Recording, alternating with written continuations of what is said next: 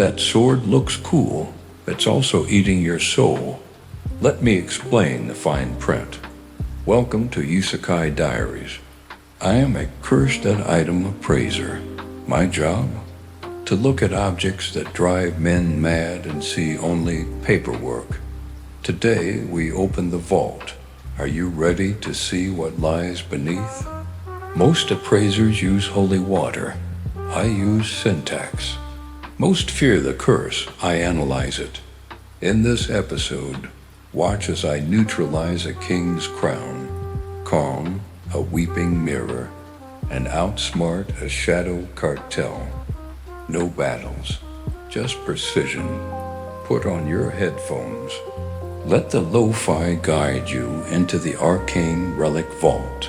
The air here is cold, smelling of ozone and old secrets.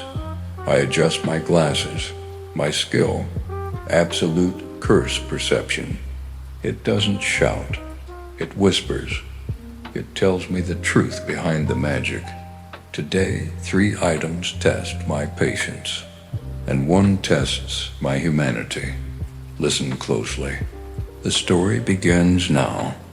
The vault doors groaned open, revealing an artifact that made veteran likes tremble in their bones. They called it the Soul Devourer, a name steeped in fear and ancient dread. I simply adjusted my glasses, my expression unreadable behind the lenses, and activated my unique skill with calm precision. Curse perception, active. Golden runes flooded my vision, dissecting the dark magic layer by intricate layer with surgical precision. With a single deliberate touch, the screaming shadows dissolved into harmless mist, vanishing like morning dew under the sun. The appraisers gasped in shock at the ease. I just logged it as cleared, my pen scratching softly against the parchment. I used to appraise antiques in a dusty, forgotten shop back on Earth. Now, I evaluate cursed relics that whisper secrets and drain life force from the unwary. I received my reincarnation assignment on a misty evening long ago. A glowing contract appeared before me, shimmering with divine light. Inside was a guild badge, a specialized appraisal kit, and a hidden divine menu only I could see. My new title, Senior Appraiser for the Arcane Relic Vault. But I also possess a secret advantage no one else knows about yet today. Absolute curse perception. The vault rests beneath the capital, lit by flickering soul lanterns and cold stone walls that echo with history. With my cheat skill active, floating violet runes appear above every artifact, dancing in the dim light like fireflies in a summer night breeze guiding my hand. They highlight curse density, soul traps, and neutralization triggers invisible to normal eyes.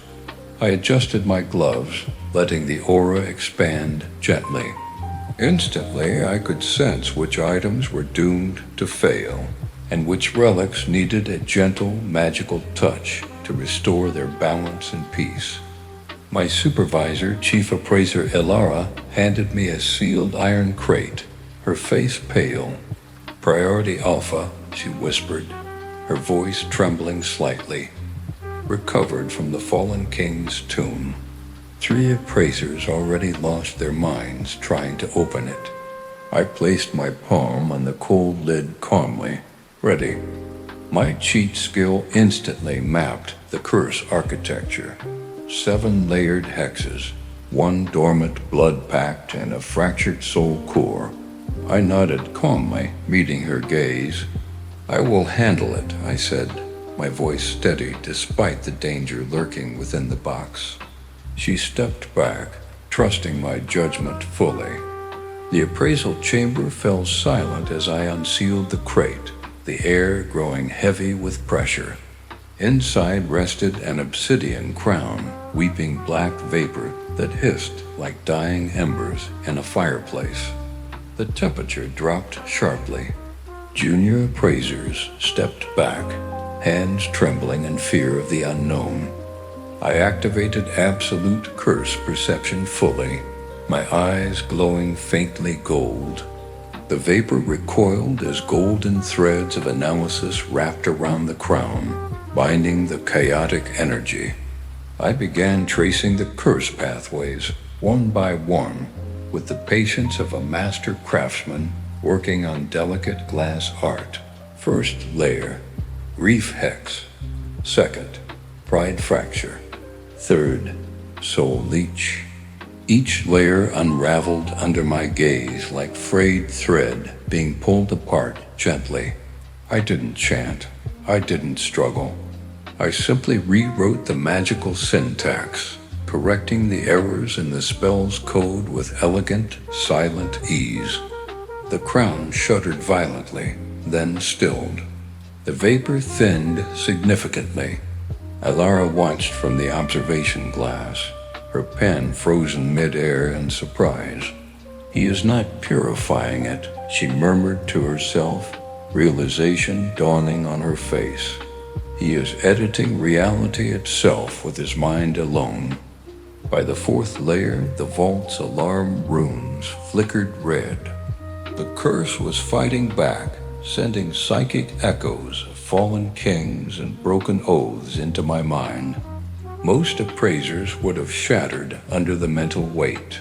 I let the visions wash over me, analyzing their frequency with calm detachment. I adjusted my skill's resonance to match the echo. The screams dissolved into soft chimes, like wind bells in a garden. The crown's temperature dropped to room level. The room exhaled, the tension breaking. I wiped a bead of sweat from my brow, but my hand remained steady on the artifact. I reached the blood-packed layer. A trapped spirit screamed, bound by centuries of betrayal and pain. Instead of severing the bond violently, I used my cheat skill to rewrite the contract terms. Freedom in exchange for silence. The spirit paused, confused by this unexpected mercy and logic. Then, slowly, it nodded in agreement. The black vapor turned silver, shimmering beautifully. The crown's weeping stopped completely. I placed it on the neutralization pedestal. Cleared. Catalog it under dormant class. I instructed the scribe, who hurriedly wrote down the new status in the log. Word spread through the vault faster than a wildfire in dry grass. Apprentices whispered in the corridors, eyes wide with awe. Senior appraisers reviewed my logs with widening eyes, unable to comprehend the method. Alara summoned me to her office, the door closing with a heavy final click. "You rewrote a king's curse in under an hour," she said, sliding a thick dossier across the desk. "The High Council wants to know your method. They are demanding answers." I told them it was intuition, a simple guess. "They don't believe me, and neither do you, Alara." She looked at me sharply. I sipped my tea, watching steam curl in the lamplight, creating swirling patterns. "Intuition is just pattern recognition at speed," I replied calmly. "The curses follow rules, broken rules. I simply restore the syntax to its original state." Alara studied me, her sharp eyes softening slightly in respect. "The vault hasn't seen a natural appraiser in 3 centuries, she admitted quietly. "They're calling you the silent editor now. Be careful. Attention attracts predators, both human and monstrous." I nodded, understanding the risk, but feeling no fear. I prefer clarity over safety any day of the week. That night, I walked the lower archives alone. Shelves stretched into darkness, filled with relics too dangerous to display in the main hall. My cheat skill hummed softly, mapping dormant threats like a radar screen. Then I felt it. a pulse. Deep in Sector 7, something ancient was waking up. Not a curse, a seal. And it was cracking, letting out faint whispers.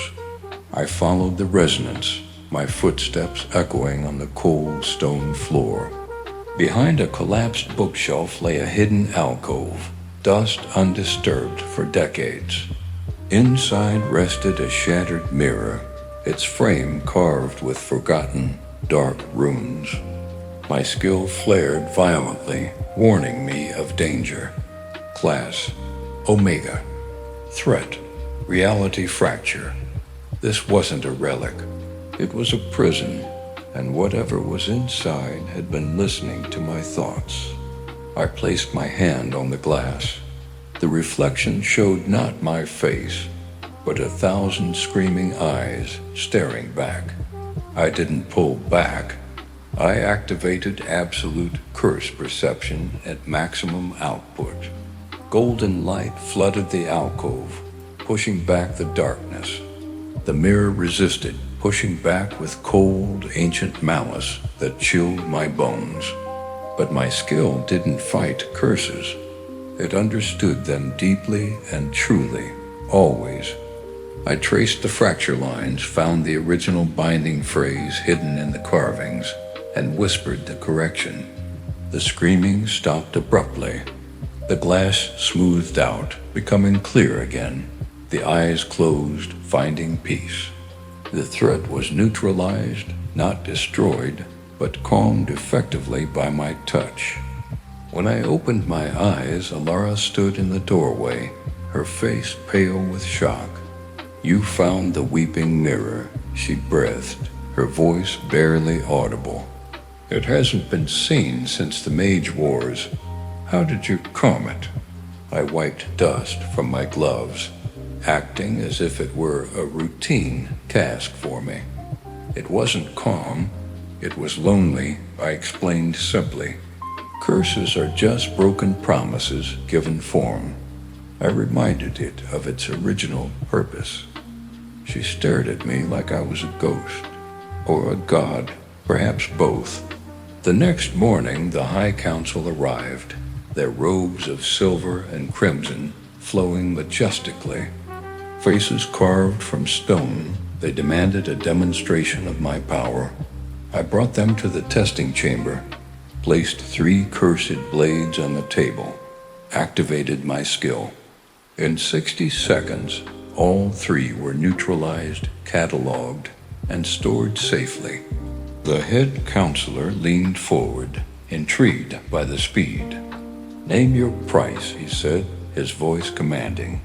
"The vault will fund anything you desire. Gold? Land? Power?" I shook my head, refusing the offer. "I don't want funding, I want access. Sector 7 is compromised. Ancient seals are failing across the board. I need authority to fix them now. If we don't repair them, the capital will drown in residual magic within a month." The counselors exchanged glances. Fear, calculation. Finally, the head counselor nodded reluctantly. "You have full clearance. But know this, some seals were placed for a reason. Breaking them may wake worse things than us." I spent the next week mapping Sector 7 meticulously. My cheat skill turned the darkness into a grid of glowing fault lines. Each seal was a story, a trapped demon, a banished witch, a forgotten oath. I didn't break them. I reinforced them, rewriting decaying runes with golden light and care. I balanced the magical pressure, ensuring stability. The vault groaned in relief, the air growing lighter and fresher. For the first time in centuries, the lower levels felt safe. But safety breeds curiosity among those who do not understand the work. Junior appraisers began asking questions loudly and often. "How do you see the curses? Why don't you use purification circles? Are you even human?" I ignored the whispers, focusing on the work. until a young apprentice, Kale, cornered me in the archives. I saw you touch the weeping mirror. It didn't burn you. Why? He looked terrified, yet curious. I looked at him, seeing his potential. Because I listen before I judge, I answered. Kale became my unofficial assistant. Bright, reckless, desperate to prove himself. I gave him simple tasks, cataloging, rune tracing, pressure testing. He failed often, but I corrected him gently each time with patience. Appraisal isn't about power. It's about patience. Curses don't break, they unravel. You just need to find the first thread. He nodded, eyes wide with understanding. For the first time, I felt like a mentor, passing on knowledge rather than just completing tasks alone in the dark, isolated vault. Then came the incident. A merchant guild delivered a harmless music box, smiling confidently. My skill screamed before the crate even opened. Class, parasitic, feeds on memory. I ordered an immediate quarantine, my voice sharp. The merchant laughed, dismissing the warning casually and arrogantly. It's just a trinket. My daughter loves it, he insisted. I placed my hand on the lid. The box shrieked, a sound that pierced the soul. Golden light erupted from my palm. The merchant collapsed, memories flooding back into his mind. He wept, realizing what he had almost lost forever in that moment. I forgot her name, he sobbed, clutching his head. I neutralized the box in 3 seconds, handing it to Alara for deep storage. This wasn't an accident, I said grimly. Someone is seeding cursed items into the market. Testing our response time. Alara's face hardened with determination and anger. The Shadow Cartel, she identified immediately. They've been trying to destabilize the vault for years. If they're using memory parasites, they're planning something bigger, a major attack. I nodded, connecting the dots. Then we find them first, before they can execute their plan against the capital. I spent the next 3 days tracking magical residue tirelessly.